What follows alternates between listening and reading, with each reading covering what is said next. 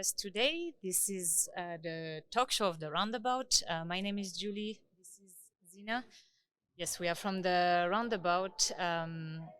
We are a structure that tries to gather all needs that artists have in Uganda. Today we are hosted by our friends of IGC Fashion at Kwetu Kwanza.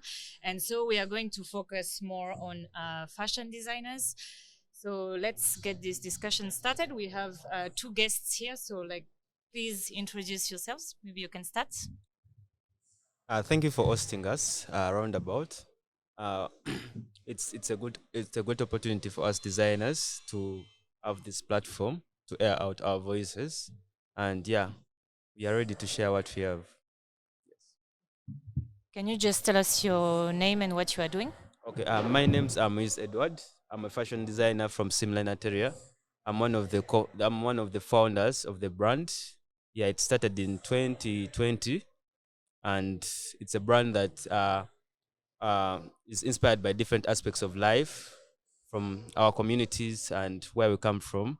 And that's what inspires us to create. Thank you so much for hosting us. My name is Brian Sanvura. I'm a director and a founder of a fashion brand called Sanvra. Sanvra is a fashion brand that I came up with in 2020. Um, it happened when I was still in school.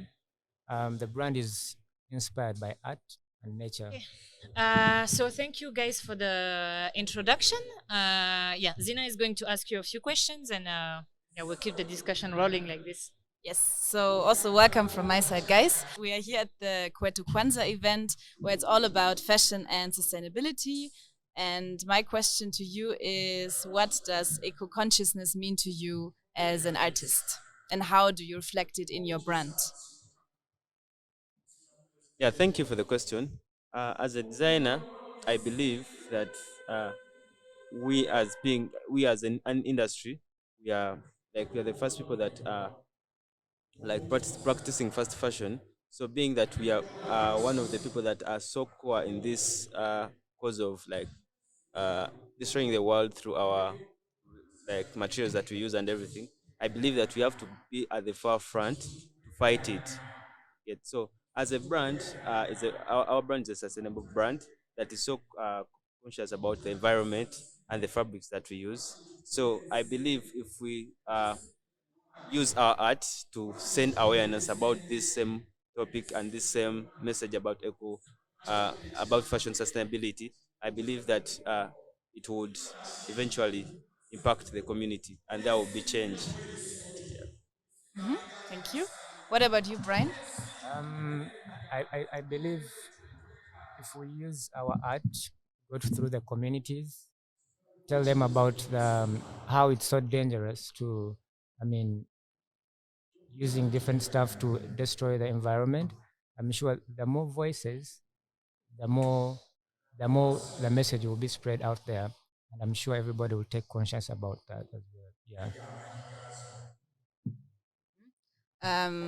What are the struggles for you as an artist who works in the field of sustainability and fashion? Because I'm sure you have like your values are very strong there, and you want to reach these goals. But yeah, how are you managing to do this? And also, like when you look at the resources you use to create your clothes, like where are the challenges you find to uphold, the sustainability, but also to just, let's say, survive as an artist?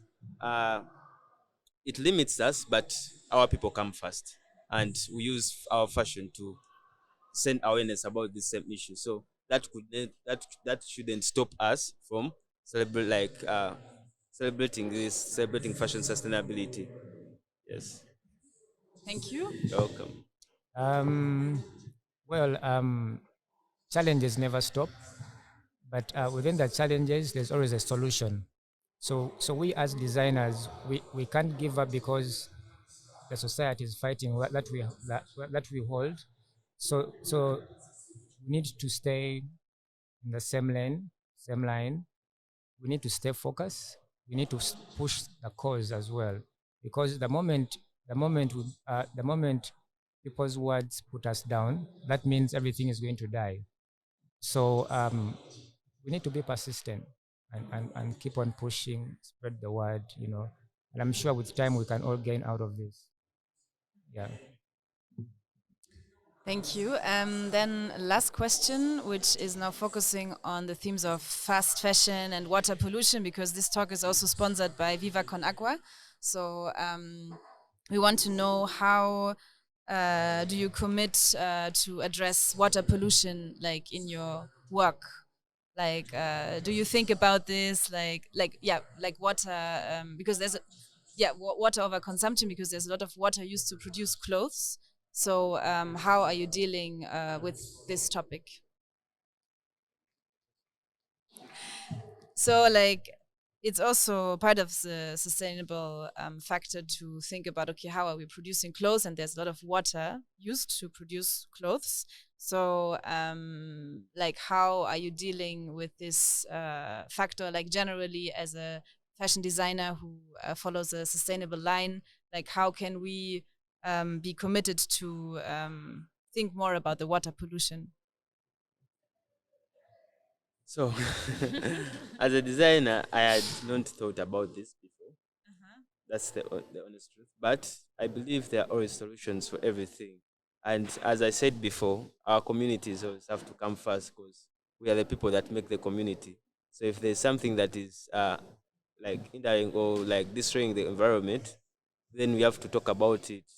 And being that I'm a designer that talks about different issues using my art, I believe there's always a solution that can come up and send awareness through like art and to see how we can improve the water pollution issue. And because we are actually with Viva Conagua, I think you guys, if it's a consideration you would like to have in the future, like how to reduce your water consumption when you're producing, I think you can always reach out to this organization and get like advice from them on how to do it. I'm sure they have resources. Yeah. You're welcome. Sustainable aspect of fashion and focus a bit more on your practice as artists in Uganda. So if you can let us know what in general are the challenges you are facing when you want to uh, produce, which spaces are you producing at, and what do you feel is missing for you to thrive in your journey as a fashion designer in Uganda? I believe in collaborations. I believe in partnerships. So if we come together as creatives, I'm sure something can be done, and those we can reduce on those challenges. I can't rise up alone, but when we have people around us, if we have a community that can help us achieve these things, I'm sure everybody will be an achiever. Yeah. As a creative, we have like many challenges because honestly, it starts with finance. That's the first thing. Funds to create different, to work on different projects. That's the first thing that could hinder us as creatives. And another thing is, so another thing that hinders us is people that don't understand what we create.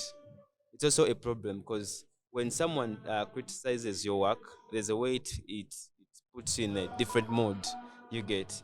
And as a creative, there are always those aspects that you believe in, or there's that line of creation that you always follow when you're creating. So when you see someone criticizing your work in different ways, there's a way it puts you in a different mode, and you may even end up not creating anymore. So those are some of the challenges, and also limitations when it comes to uh, resources, as I've said, and also where to find the right market for your art, because it takes you back to that. See, how can I get the right people that could appreciate what I'm doing and give me the right money that I need from my art. So that's also one of the biggest challenges that we have. You may have a collection that is out, but you don't know who would give you the right price and the right money that you have invested in. So if we could have that in like find solutions for that and see how we can share the market as artists so that everyone would, because if you don't sustain in the business, you won't, like, it will reach a time when you're not creating anymore because it won't give you money. But remember, this is what we are uh, looking at. This is our only hope. Yet this is what we know to do best. So if we stop doing it, it would be something else. And also being that most of the times when you are a youth and a creative at the same times, there's that stigma that you get from the environment that is around. Different people think that you are unserious. You get, they take you that way, but they don't know that art right now is one of the strongest uh, industries, or one of the strongest things that are trying to send awareness about different aspects of life you get in our communities. We talk about sustainability. We talk about let me give you an example of my own brand. We have worked on different issues concerning our environment. We talked about child sacrifice. We talked about education, the promises of education. We talked about uh, uh, vaccination, all those issues that are hindering our community. So if we are empowered in a way, there is a way we could change or uh, create awareness in our community and bring change, you get. So yeah, I believe we should be more empowered and find the right market for our art so that it empowers us to create more and more. To insist a bit more on, because we are here at MoTIV. I know there is a that side. There is a place where we have machines and everything for fashion designers to actually produce. Uh, do you use this kind of collaborative spaces, or do you have your own place where you produce? How is the production cycle for you? The spaces where it's accessible for you. These spaces are so helpful for creatives because most of the times some of us don't even have like studios that where we work from. So when they're around, there's a way we are always empowered to come and create from there and also meet other creatives in a way of bringing collaborations and trying to see how we could promote art more. But also sometimes as a creative, there's always that space that you feel comfortable in when you're creating. So we are a bit sensitive when it comes to different places where we create from, because you may come to a place and you start creating and things don't work out. But I believe we can utilize these spaces. However much we are sensitive with, there are people that don't have them.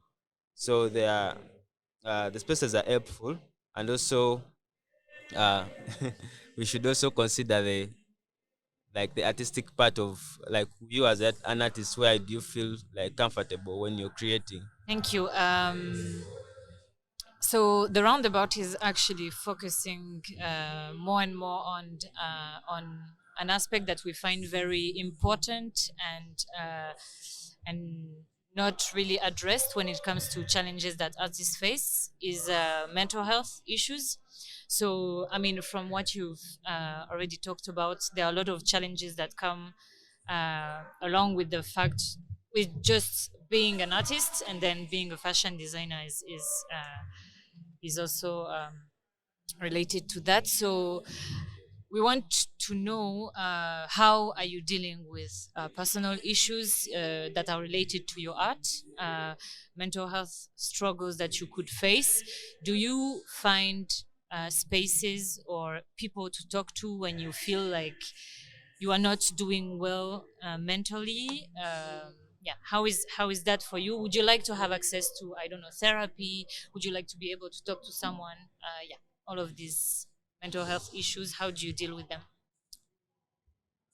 Um, I, personally, I've been going through what you call depression, like real depression.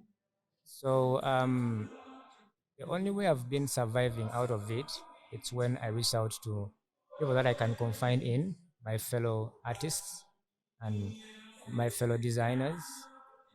So whenever I feel like I need space to move away from home, I call them and tell them, can I come and be there for a while, like maybe a week, so that I can reboot myself and connect back to myself. because it's been one of my biggest challenges. Within, it started last year, so it's been like really a big battle for me. But I won't say I'm fully out of it, but I'm overcoming it with the great people I have in my circle as well. Yeah.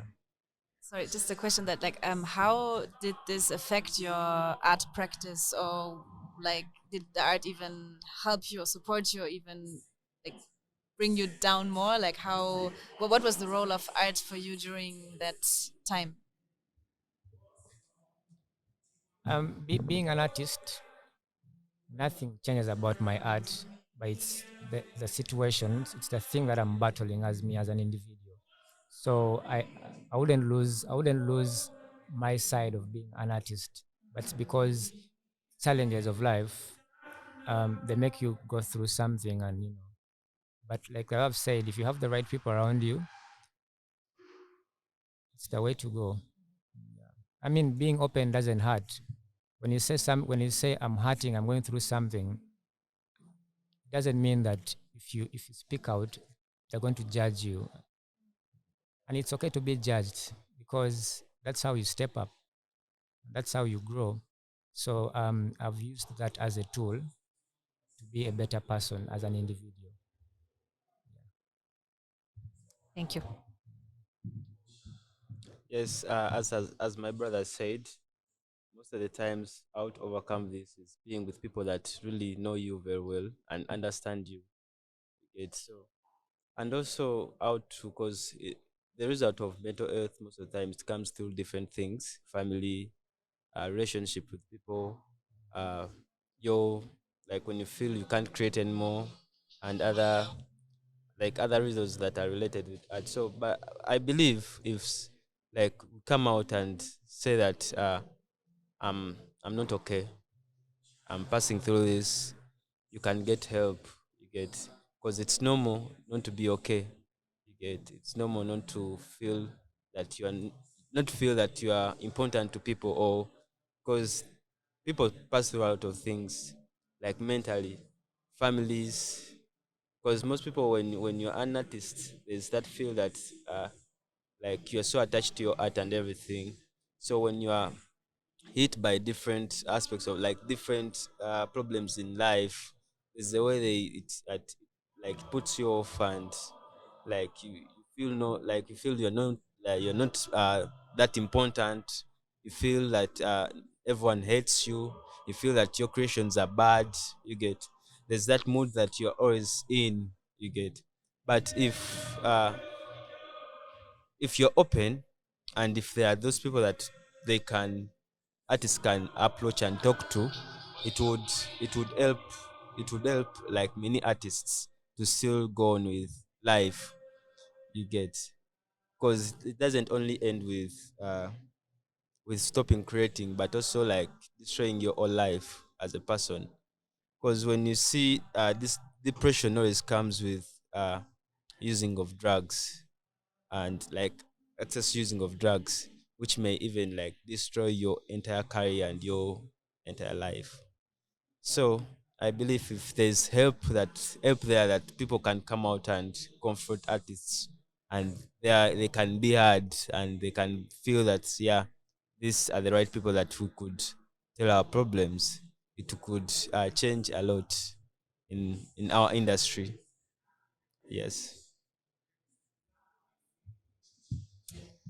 Okay, thank you. And